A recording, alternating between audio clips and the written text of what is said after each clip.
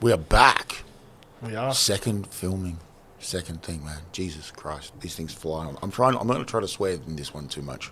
But, yeah, the timing worked out really well that we had a dear friend of mine, George, and George Mann, and we thought, you know what? Let's do a filming together and go from there. But, George, how long have you and I known each other for now?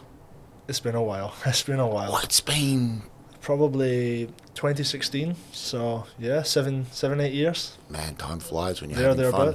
How many times did I sack you when you used to work for me? I think you've officially sacked me twice. I think there was a half a time where I cracked the shits and kicked you out of the system for the weekend. There was a borderline third, but yeah. it's been a very good journey. Let's just say that. A lot more positives than negatives. It's been positive, but yeah, like back in the day when it was just less tech, more just hustle recruitment. Man, it has changed so much in the last maybe 2 years, 3 years, but like, I mean, how much tech are we? I mean, all the conversations we've had this week have all been about technology, where it's changing how we're doing CRM development. How much actual recruitment have we done this week? But not even just that. I think we mentioned it last night. The way that we talk to each other is very different from how we spoke to each other many moons ago. You made me very angry back in the day. I think I referred to you as pond scum. Maybe I wasn't a very good employee. You're a fucking terrible fucking employee. But we're still here. We're still standing. So, George, it's been a little while since you've been in the fold of TRS Resourcing. What have you been up to, my friend? So 7 or 8 months ago, as you know, started my own business, Gem Resourcing. Yep. Obviously had a number. I wasn't a fan of the name, by the way, but it has grown. You were not. But yeah, it was one of those situations. We kind of winged it. It stuck. We're still here. But yeah, that was 7, 8 months ago. I had absolutely zero intentions of leaving TRS. I think we had a couple of drinks one night, and one thing led to another, and you said, "Cool, I'll take your resignation." You went yes, no, because I wanted to shut down the Perth operation at TRS Resourcing because it was just not going the way I wanted it to go, and I wanted to concentrate more on the East Coast. I go to you when you're in Melbourne on one of your trips. So you're looking forward to this? Yes, I am. Yes, I want to do this. I'm so looking forward to this. We're talking strategy and business and everything. And I think I turned to you and said, "You're full of shit. You don't want to do this." And he looked at me and went, "You're right." So I said, "We better come up with a plan." And the plan was hatched that I would continue to shut down the Perth operation. And with my blessings and moral support, I have nothing to do with Gem day-to-day, nothing there at all. We came up with a plan for you to go out on your own and for TRS Resourcing to wind down its Perth operation and focus on our Melbourne and Burning Sydney operations. So how's it all going at Gem? Really well. Tell me more. Really well. So essentially when I started the business, as you know, there wasn't really, I guess, much to bounce off of. I had never done it before. I'd never been in this situation before. Obviously, you helped me a lot getting to where I am now. There's been a lot of learning, but a lot of positive learning. And truthfully, it's the best thing I ever done. Yeah, and you come along in leaps and bounds. Yeah, and not just in terms of the work, but the way that I guess come across, the way that I live my day-to-day life. I just feel, I guess, a lot happier, And that wasn't, I guess, anything to do with TRS. I think maybe I just got stuck in a rut where I was working from home. I guess I had I don't know what you call it. No. I felt like I had no path. You lost your mojo. Yeah, lost my mojo a little bit. Mojo, yeah. Yeah, and then obviously when this situation came along, I actually handed in my resignation before I actually called my mum or my partner. So that's an interesting... I remember when you did that, man. I'm like, what the fuck are you doing? Yeah, but sometimes you just know when it's right to move on. See, I'm a big drinker, so when you do drink, it's like, yeah. I'm like, okay, we're doing this, are we? So... and we did, and here we are. But for me, I guess the most important thing is I've still retained the relationships with yourself, the whole team at TRS. I've actually been here more often. Yeah, now that I'm not an employee. Why the hell are you here all the time now? I actually forgot you were coming to my place on Monday night. So when Mike texted me and said, "You're on the way," I'm like, whoa, shit. Should probably get out. Yeah, okay, so we do that. But I have a question for you. Fire away. you were definitely, over our odyssey of working together, you weren't the most, how could I say this diplomatically, the most follow of procedures employees. I believe we still have stuff within TRS resourcing today which was put there to basically stop you doing other things. What is the biggest thing that you've learned since leaving TRS? I guess it's just consistency. So, when you're an employee, I guess, most people out there have working hours from, 8 to 4. For me, the work doesn't really stop. Obviously, I've got a couple of different hats that I wear in my social life and stuff as well. I guess it's just trying to have that organisation between social, work and everything else that we do. That's been a big learning curve, because if we go so hard flying out the gates from day one, I might be burnt and crispy by 5 years in.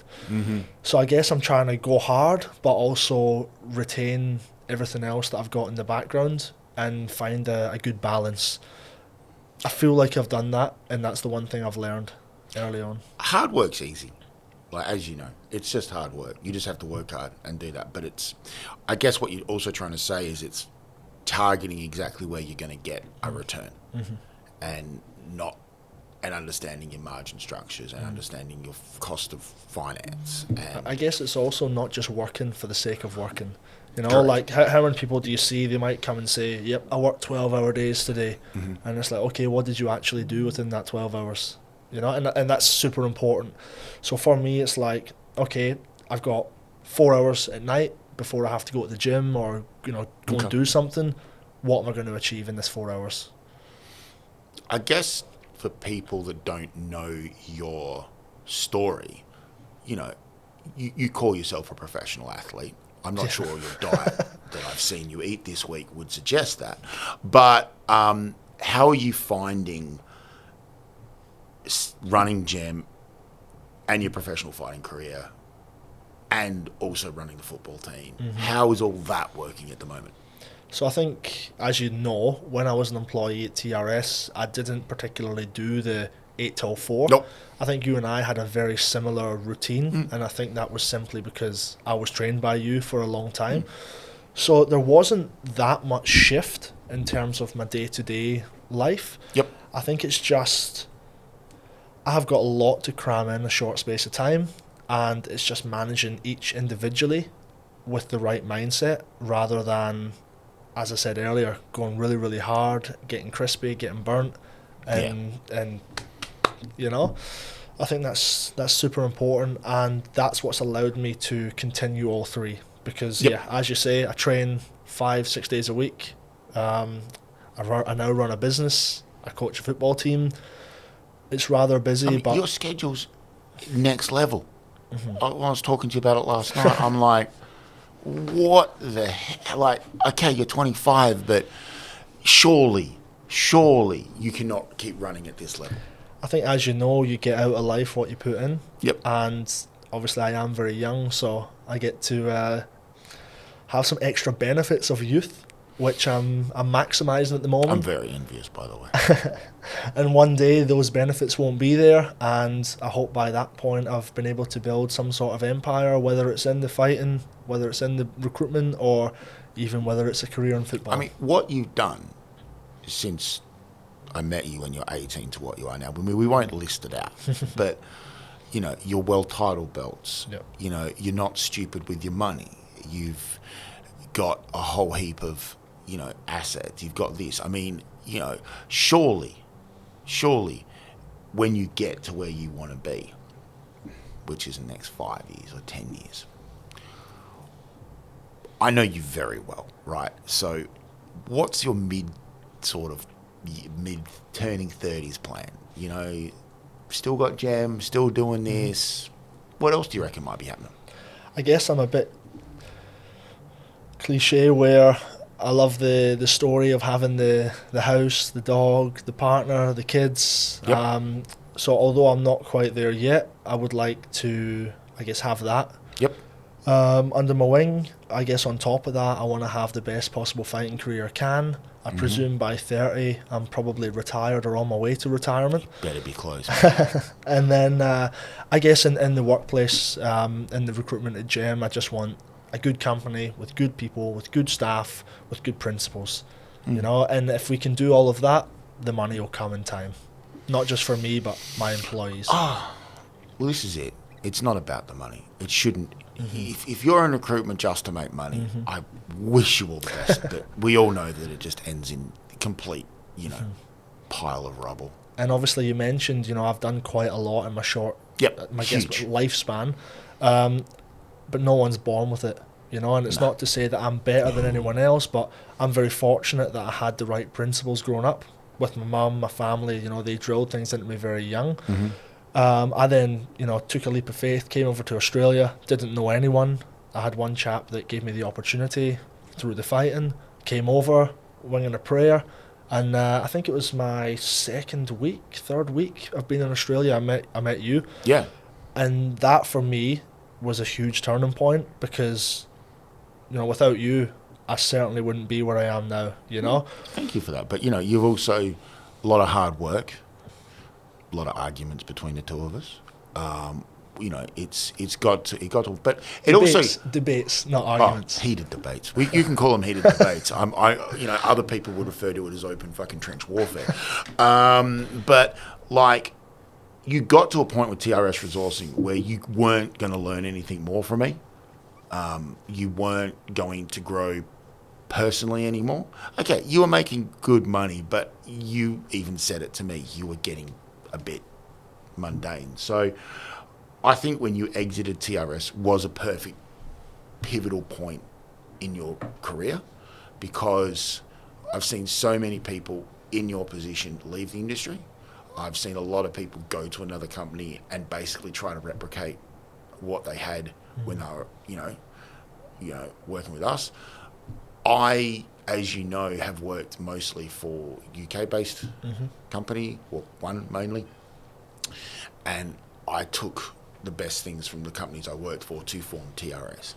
So, obviously we know that when people leave TRS, they, we have no problem, but it's what I've seen you go to is the stuff that you learnt at TRS. You now look at it in a completely different light, because then you understand why we need to put notes in procedures.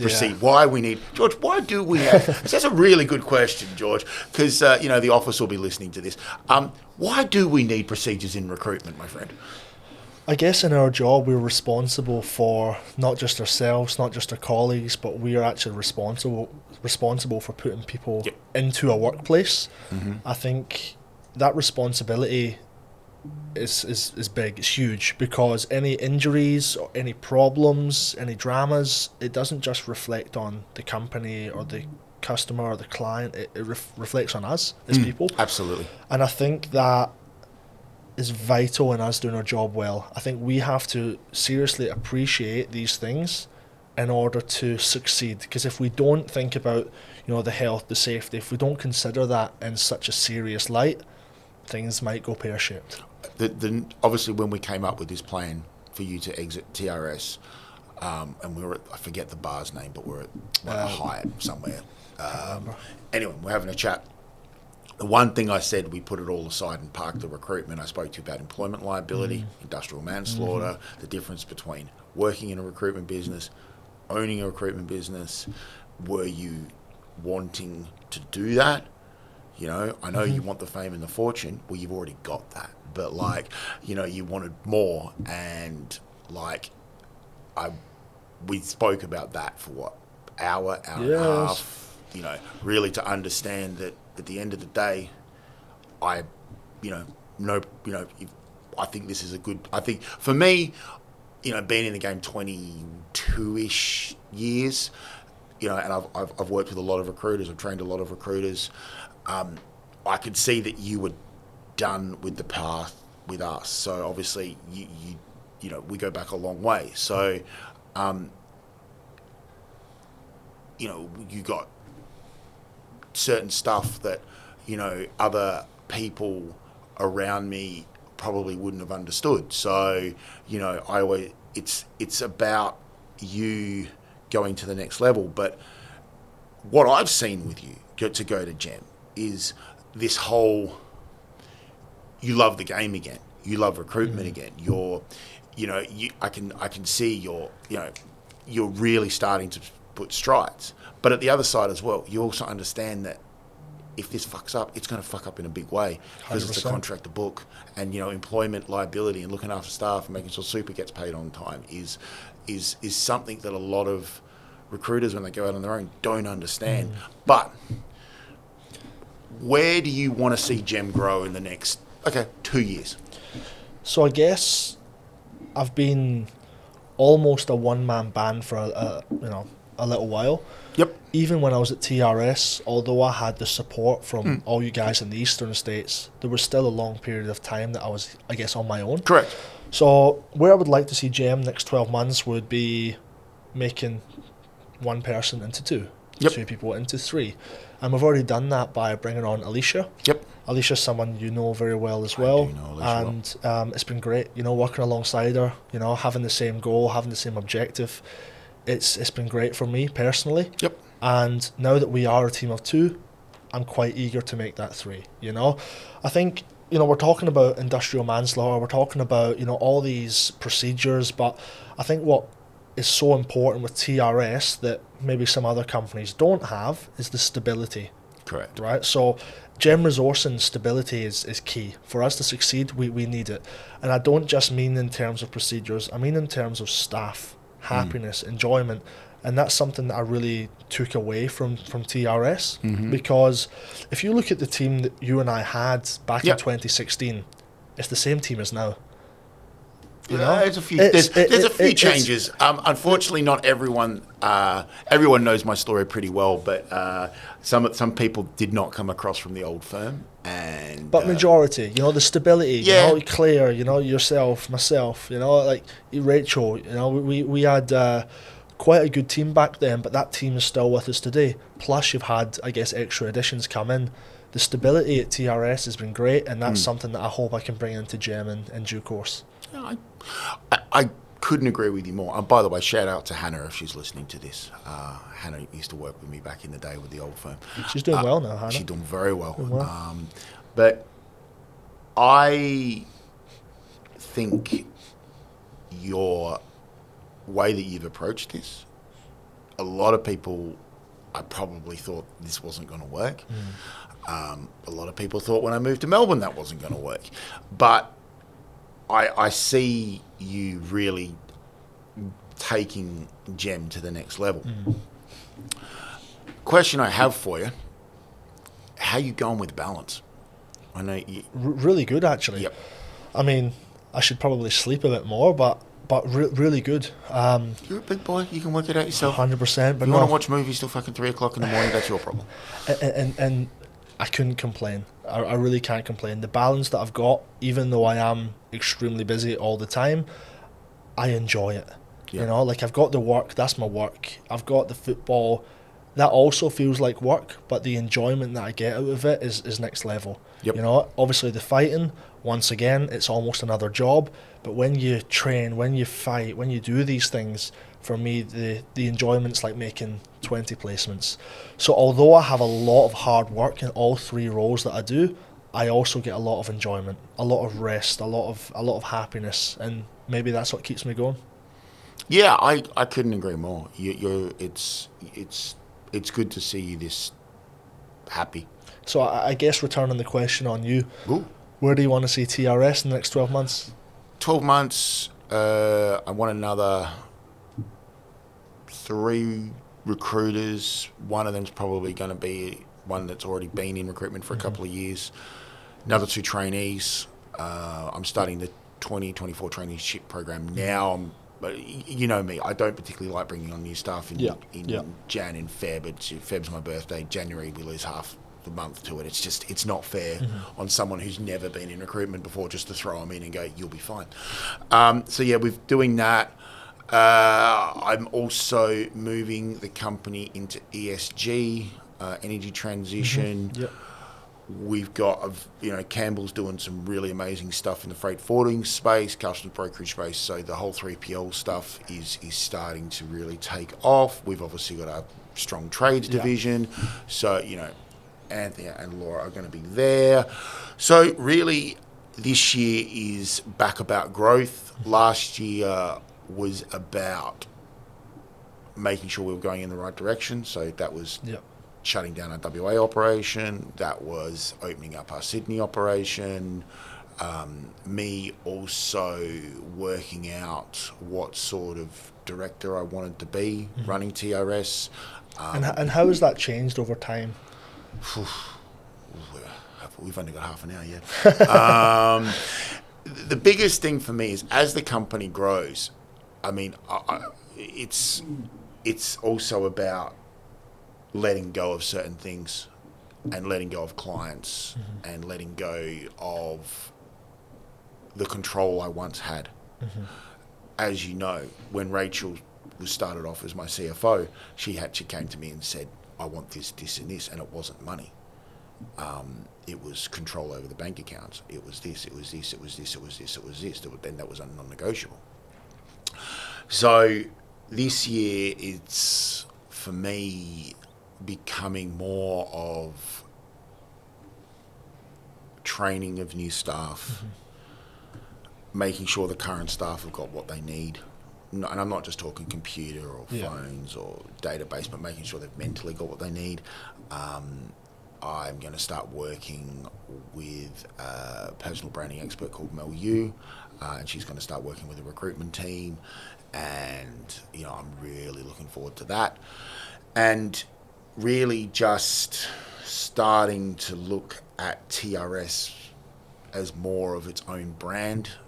As you know, it started off as TRS Resourcing, Tavis Shearer. We dropped Tavis Shearer out of it and then obviously ran with that for several years. But this year, it's really about promoting TRS as its own recruitment brand. I really like to get it to a point where people start approaching us to come work for us instead of us going to the market to find people. That's what this year is about. So, so we're working with James to make sure that, I'm front and center of the business.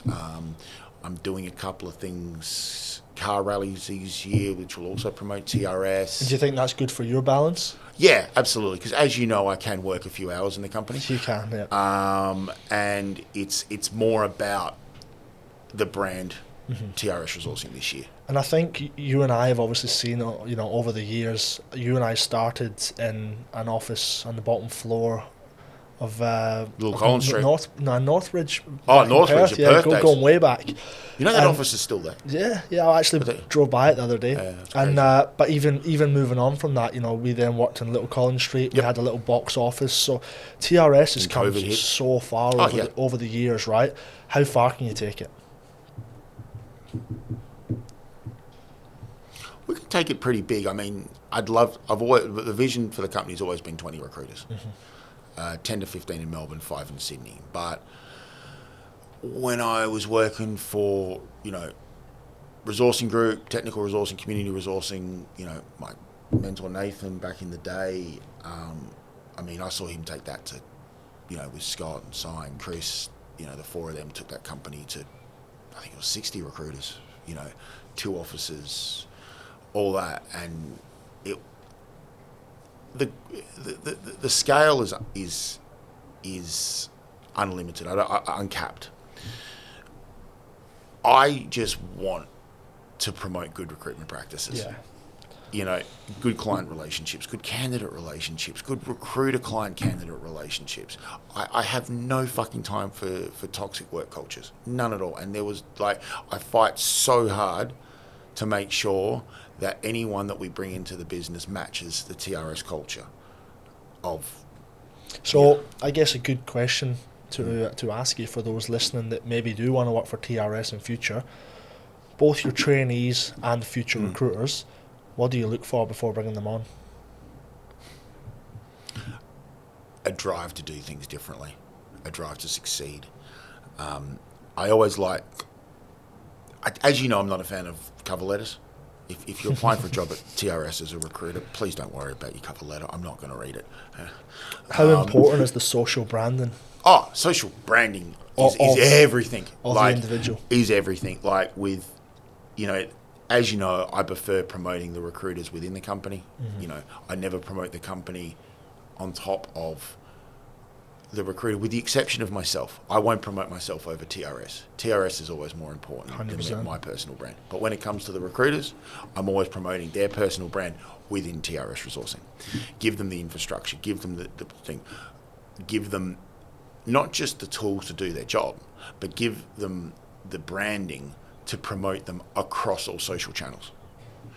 And really get them there. As you said, not everyone's comfortable in the business filming at the moment. We're working on that. We'll get there, but at the same time as well, it's not just also about filming, it's also about promoting to LinkedIn across your channels, having a thing, because as you know, as soon as you find a client that wants to work with you, the first thing they're going to do is Google you. First thing, bang, okay. Unfortunately for me, it comes up with a hematoma. How many views have you had on TikTok for that? It's in the millions, yeah? Oh, easily. I'm Have not. you seen it? I'm not exaggerating, but it's probably over 1 billion now, unfortunately. But 1 billion views on someone hitting you in the head. I couldn't tell you specifically, but it went. I mean, understand it did go up like it was pretty big. Yeah. How did you not? By the way, how long did you take to recover from that? It took a few months. So essentially, have you actually recovered? It went from here.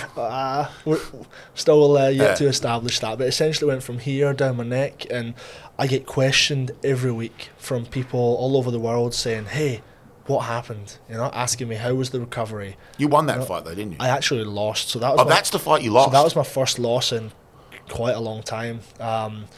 When I got the hematoma, I got messages from all over the world, but I think you're more famous for your hematoma than you are for recruiting and fighting. I think that would be hard to beat, though. It's an awesome thumbnail. Yeah, yeah, it is. It definitely gets the attention. But I think the traits that I used in that fight are still traits that I use today in recruitment, because in those situations, right, for anyone that's not seen it, essentially I got an injury in the fight and continued through to the end. Mad. What it took to see that through to the end is probably something that, not to blow smoke up my my backside, but 99 people out of 100 probably would have given up in that situation, So for people that don't know, how did you get into fighting, and how did you get, was it 3 WBC belts? Yeah, so I got 3 world titles, and truthfully it was a total fluke. So as you know, when you're a kid, I was 7 years old. Yep. I was pretty much playing at a friend's house one day. His mum said, "Hey, do you want to go to kickboxing?" Which was Muay Thai. And I thought, yeah, I really want to go. Yeah. Ran home to my mum and said, "Hey, mum, can I go?" She said, "Yeah, of course." And she just thought, another phase. Okay. Little did we know, 6 months later, my friend quit. I continued on the path, and I'm still here. So one little question, it's actually a good point, little question that was asked to me that one day literally changed my life. When did you move to Thailand? So I lived in Thailand on and off pretty much throughout, but when did you move there to train properly? I think I was 12 when You were 12? When I first went. And how long was that stint, being 12 in Thailand? So me and my sister used to go back and forth. Yeah. I think at that age, I used to go for the summer holidays. So I was there for, 6-8 weeks or something. And when did you decide to go, when did you decide to go pro? I was 14. 14, yeah. So then 14, I was actually in Thailand, and eventually I went pro. And I guess at some point I just realised this is what I want to do. And when I actually got back from Thailand, I was looking to go back again for visa purposes. I went home, see my mum, etc. Yeah, that might be a good time. Yeah. She might be a little bit worried about you. And my mum said to me at the time, apply for a job, try and take a career somewhere. There's life outside fighting, blah, blah, blah. And once again, those little remarks put me on another path. I then got a phone call one day and someone said, "Hey, got a trainee recruitment role. Do you want it?" Why not? That then put me onto the world of recruitment. I worked at a company called AM to PM. Yep. Shouldn't have hesitated there. They're really, really good guys. I actually spoke to the director yesterday. Mike Buckley is his name. He lives in England, and it's been probably 9 years since I worked with them. Yep. And he even reached out to me yesterday. Hey George, how you going? Good luck with the business. And that just shows how important the relationships are, though. Like you and I met many years ago. Someone I might meet tomorrow could be in my life for. What I've always liked about you, George, is you don't overthink certain things in your life. So you didn't overthink starting fighting. You didn't overthink becoming professional. You didn't overthink about moving to Thailand to train professionally. You didn't think at all when you moved to Australia. You just went, fucking great. And then I better get a job. And then, you knew Josh Hill through the gym, I believe you were at, or someone knew. Yeah, it's actually a good point. We haven't really touched on it. We haven't talked about our buddy Josh. I've got a funny story with Josh, but it's, I'm emceeing his wedding. Very nice. Unlucky Josh. Yeah. Well, I don't know, doing something for it. And Josh said, he's not going to fit in my business. Mm-hmm. I think he'll fit perfectly in yours. Mm-hmm. And can you do me a favor? And I said, fine, I'll give him a job. And so that's where that all started out. And then we went on the odyssey of what we went on. Mm-hmm. And I don't know if you remember the first conversation we had. I do remember, but I wasn't going to bring it up. I just arrived in Australia. And this just goes to show how unique you are as an individual. And there was no address or anything at the time. No. And online. Oh, goody! I was thinking of a different story. And you said to me, if you can find my address, I'll give you the job. Along those lines. Yep. And one day I came waltzing in, 8 o'clock, 9 o'clock in the morning. Yeah, straight through the recruiters in my back office. Straight into your office. Which was in the rear of the building. And you're probably sitting there thinking, who is this guy? I was sitting there, who the fuck was this marching up to my desk? But, we worked that out pretty quick. And we did. So I think, all these little things, even just like that you mentioned, I didn't hesitate. You had a really interesting career. You were with me briefly. That company, unfortunately, collapsed due to many outside forces and a couple internal as well. Mm-hmm. You obviously went with the book to the company that took it over. You had a 2 and a bit, almost 3 year career there. We came back together in 2018, 19? No, it was 20. I think 17, 18. Yeah, I'd say 2019. I was about 19. It was before COVID. Mm-hmm. And we moved into the little Collins Street office, and the plan was for you to come back all the time, but obviously COVID hit, and then we rejigged the company again because I wasn't never really that keen to have you focusing on all of WA, but obviously I wanted you in Vic, but it worked out really well. But what I noticed with you, George, is you don't let situations hold you down. And you don't overthink stuff, and you just, and literally, I don't know if it's your age, you're only 25, but the stuff that you have, is amazing, like, and the things that you've had, and your career's only going to get better from him. I think, as you're always learning. Yeah. Like I think we mentioned it the other night. The one thing and key lesson that I've learned recently is you can't keep everyone happy. No. And that is a mistake that I was making for quite a while, to be honest. You were a bit of a yes man. I was trying to make people happy, trying to bend over, trying to do everything for everyone. Yep. And eventually I said, okay, I'm not going to operate that way anymore. And the day that I stopped operating that way was a huge turning point for me. Not just in recruitment, but social as well. We've spoke a lot about the future and how things change, and I think that kind of takes us on to the next topic. Yep. You mentioned the 3PL, etc. earlier in the conversation. Yeah, so tell us more about that. I've always wanted a logistics 3PL, now it's 4PL division, especially in Melbourne and Sydney, because the distribution warehouses and the ports are insane, and it was, it's an area that I've always wanted to go into because it's an area that's always in demand. There's always goods coming and going. That, for me, took a little while to get up and running because we obviously had to build a database out for it. It was a very slow start.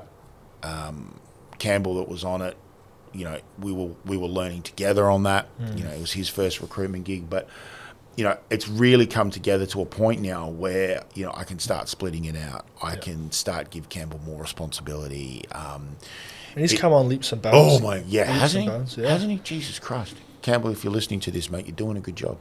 And I wanted to make sure that we had solid business because, you know, your job and my job is to make sure that our employees with our recruiters have viable desks to work on, because it's all well and good you could have the best recruiter on the world on the business, you know, on a desk that's just not happening, and it's a miracle that anything's happening on it. Where you know, we need to make sure that our staff have the correct desks and and the 3PL logistics, freight forwarding, it's something that, you know, has taken us a little while to get up and running because everyone knew TRS Resourcing is a high-end trades supplier. And as we mentioned, like, we've obviously come from 3PL to trades and services to construction. It was construction one day.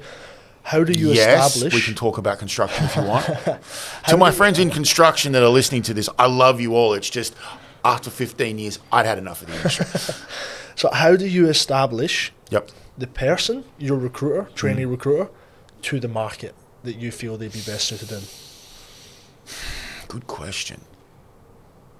You need to find out what the strengths of that recruiter is, because, you know, your strengths are you speak well on the phone, you understand the client, your speed to market. Bang, off we go. CVs, boom, boom, boom. There you go. Whereas other recruiters could be more listen to the client, get the job on, find the right person, but because it's a different type of role, it's not speed. It's there's 3 CVs. Let me know when you want feedback on that. So it's really understanding what the strengths of the person you have there as the recruiter, whether they're a contract recruiter or a perm recruiter. You and I are definitely contract recruiters. Anthony is more perm these days. Laura, we're still working out that, but I have a sneaking suspicion that she's probably more perm. Campbell's definitely perm, but the contractor book as well. So it's really just understanding why that person wants to work in recruitment, what they find enjoyable, and then magnifying that from there. Because one of the beautiful things that's happened in recruitment in the last 12 months is just the amount of tech we have to work with now. I mean, you and I, the other night at dinner, we're just listing off stuff that, you know, we're looking at doing and stuff that we're doing now. Now, can you imagine if we had what we had now 7 years ago? Holy shit.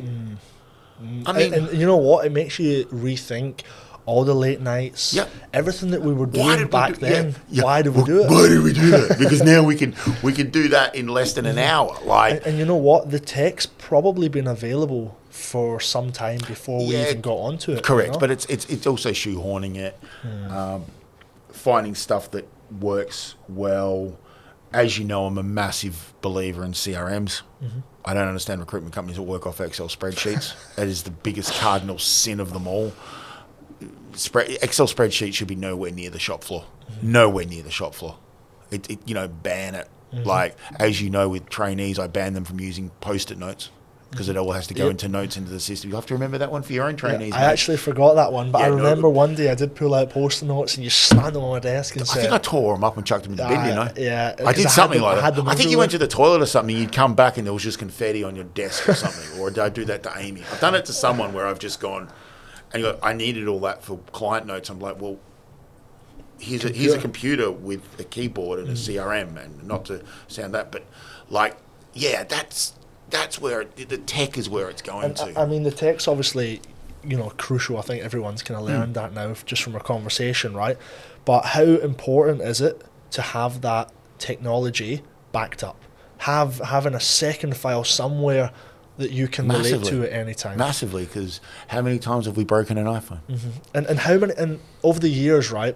I can only talk from my experience, but how many times have you broken an iPhone when you worked as for me? well. Okay. We know. I think everyone probably listening knows. You know. And you've already done one at Gem. I have, 2 actually. You've done 2 at Gem. You've only been going 7 months. Yeah, a phone and a laptop. Oh, but hi, it was a funny story. I had my phone in my pocket at football.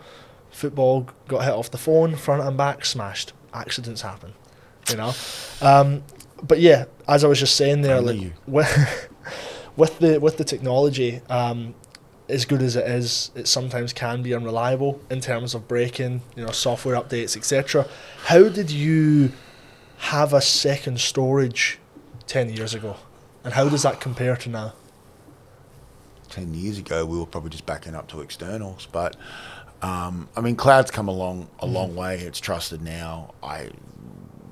We have a backup system with 365, but at the end of the day, it's the biggest issue that I have at the moment with tech and cloud is it getting hacked, and it's a scary world about, you know, how much insurance do you and I have to cover now just to be compliant, cyber management liability. It's just like well, before I came to Australia, right, obviously I mentioned the AM to PM. I'm sure they've come on leaps and bounds since, but you know, I was obviously a trainee recruiter, and I was almost the T-boy for a period of time. And part of that part of that role was we had every candidate registration on paper. Yep. We had all the licenses on paper, and we had a storage room filled and filled with boxes. Yep. That was all labelled, you know, initials. And whenever we needed to find someone's information, I'd be like, right, okay, I'd go in there and I'm looking, and you might look through, I don't know, 2,000 registration forms. Just for one thing. And the person's not there. He might have been put into the wrong letter. Yeah. So now, you need anything, bang, click of a button, got it. In my early career in recruitment labour hire, they had industrial fax machines. I don't even know if you know what an industrial... I used them as well. Literally, industrial fax machine, you come in on a Monday morning and there's just 3 inches of timesheets on both of them, and they've both run out of paper. So now you're like madly getting paper into things just to get them all to print out. I was probably at the tail end of the fax machines. Okay. But I did have my experience. I never used the flip cards, but I was a big one on the fax machines. And then when I just started my recruitment career, they just brought in emails. But they were still faxing everything. Well, George, is there anything you want to add? Because you're getting back on a plane soon to Perth. I am, and I'm excited to go home. I'm really excited for you to go home because it's been a long fucking week. Yeah, it has, but we've obviously got work to do. We do have work to do. Just want to say thanks to James, yourself, and everyone at TRS for all the support and help, not just today, but previously. It's been a big help with myself and Gem Resourcing, and hopefully the future is bright for us both. I truly wish you all the success with Gem. I mean, it's going to be a big outfit. I hope so, and you'll be seeing me more and more, no doubt. I'm well aware of it. Yes, thank you. But yeah, thanks, James. Thank you. Thanks, guys.